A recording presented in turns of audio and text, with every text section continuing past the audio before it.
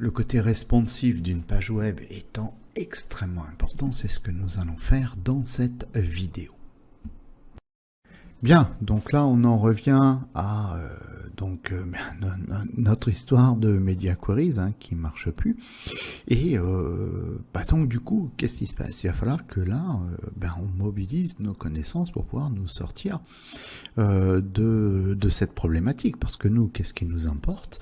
Il nous importe que quand on se retrouve sur un écran inférieur à 900 px, il nous importe que le positionnement donné en CSS Grid soit respecté. C'est-à-dire que ça, l'image, elle doit être en haut et le texte, il doit être en dessous. C'est ça qu'on a demandé. Bon, alors justement, pour pouvoir résoudre ce problème, la première des choses, c'est qu'il faut qu'on le comprenne, parce que si on ne le comprend pas, on ne peut pas le résoudre. Donc là, on l'a dit, je l'ai dit précédemment, la vidéo précédente, je vous ai dit, quand on donne la position fixed, donc ici, à la boîte gauche, donc en l'occurrence pour notre image, qu'est-ce qu'on a fait?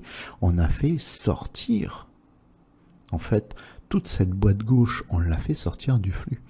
Donc si on l'a fait sortir du flux, elle ne peut pas être influencée par Grid Template Areas. Bon, alors du coup, comment est-ce que on va pouvoir gérer ça? Alors, bien en fait, ce que l'on a vu également, si on se souvient bien, c'est que quand j'avais défini la position fixed, j'avais rien à l'écran, d'accord? J'ai récupéré l'image que quand je lui ai donné et la propriété width et la propriété height, puisqu'elles sont en image de fond.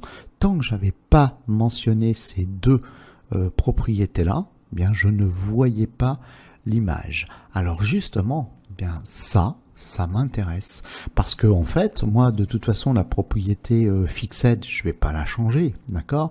Par contre, ce que je peux modifier, c'est ça. C'est le width et le height. Alors on y va, je vais récupérer ici tous les propriétés CSS de la boîte gauche et je vais les mettre donc ici dans mon Media Queries, donc pour les écrans inférieurs à 900 pixels. Donc là, tout ce qui est background, que ce soit l'image, le size, le cover, etc., ça, je touche pas.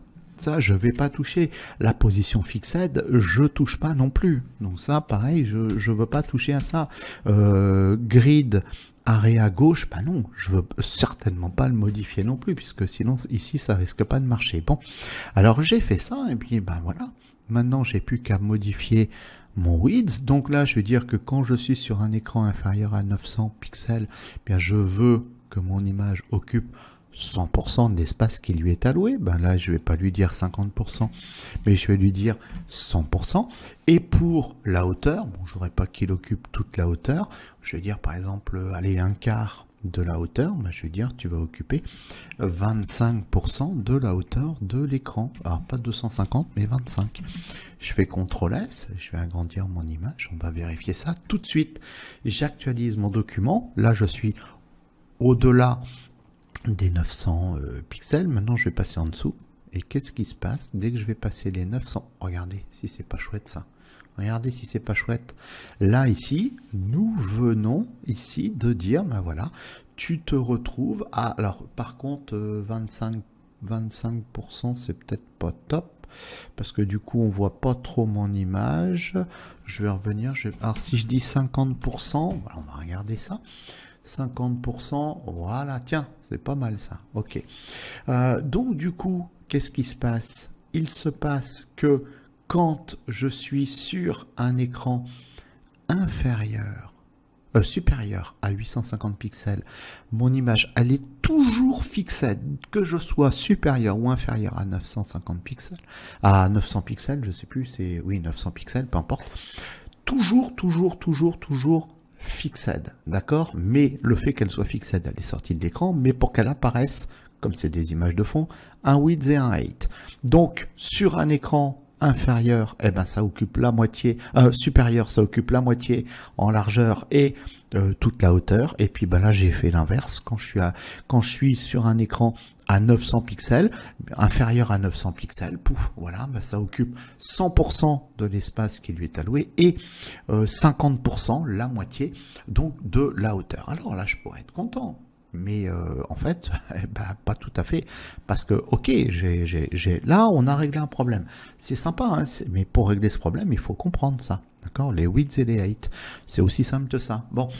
Par contre, effectivement, le problème qu'il y a, c'est que mon texte, si je reviens là, pouf, là j'ai un titre de niveau 1, j'ai un titre de niveau 2, j'ai le début de mon paragraphe, lorem machin, lorem ipsum, et quand je suis là, manque de bol, c'est sous l'image.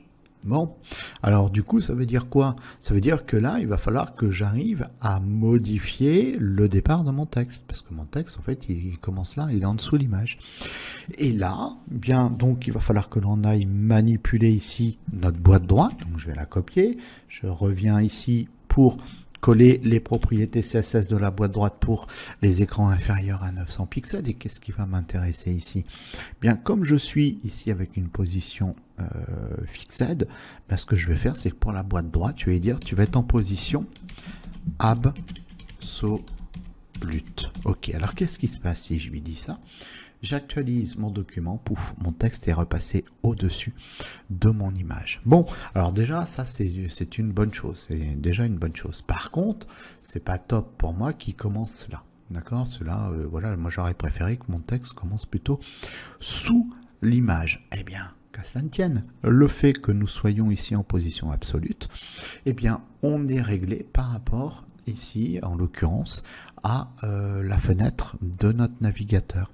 Donc là, par défaut, on démarre au point 0, au point haut 0. Alors, on n'est pas collé en haut, tout simplement parce que c'est un titre de niveau 1, et donc lui, il a des paddings, et on va lui laisser, ou un margin, on va lui laisser, on va pas s'en occuper de ça. Mais moi, ce que je veux, c'est si mon texte, je veux qu'il commence sous l'image, comme l'image lui est donné une hauteur à 50%, eh bien, je vais dire que mon texte doit commencer 50% à 50% en dessous le bord haut de mon navigateur. Donc, du coup, je vais chercher ma propriété top, donc haut. Par rapport au haut, je veux que tu sois à 50%. Voilà. Donc là, j'actualise mon document. Et alors, il aurait dû marcher. Alors, pourquoi il n'a pas marché? Je refais bien CTRL A. Et voilà, c'est bon. Ok, c'est bon. Donc, je me retrouve bien. 50%, donc à 50% du bord haut de l'image. Et quand je scrolle, hop, je passe au-dessus de mon image. Donc, du coup, mon texte reste lisible. Enfin, en tout cas, visible, on va dire. Et donc là, voilà. Bon, donc, qu'est-ce qu'on vient de faire ici? On vient de gérer le positionnement de notre image, donc c'est pas rien, hein. Il n'y a pas grand chose en CSS, d'accord, là, mais ça demande des grosses mobilisations de connaissances pour faire ça, d'accord.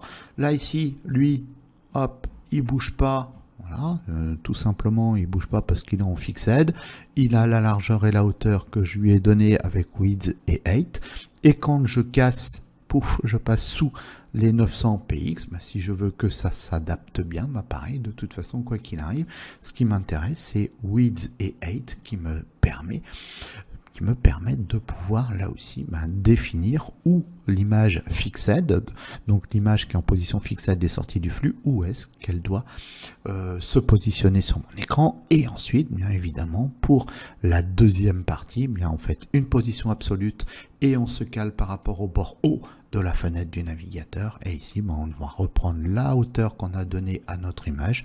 Et voilà, et donc du coup, on se retrouve forcément en dessous. Bon, maintenant, il nous reste plus qu'à, on va dire, améliorer le texte. Et puis, c'est tout, parce que là, tout le boulot, il est fait.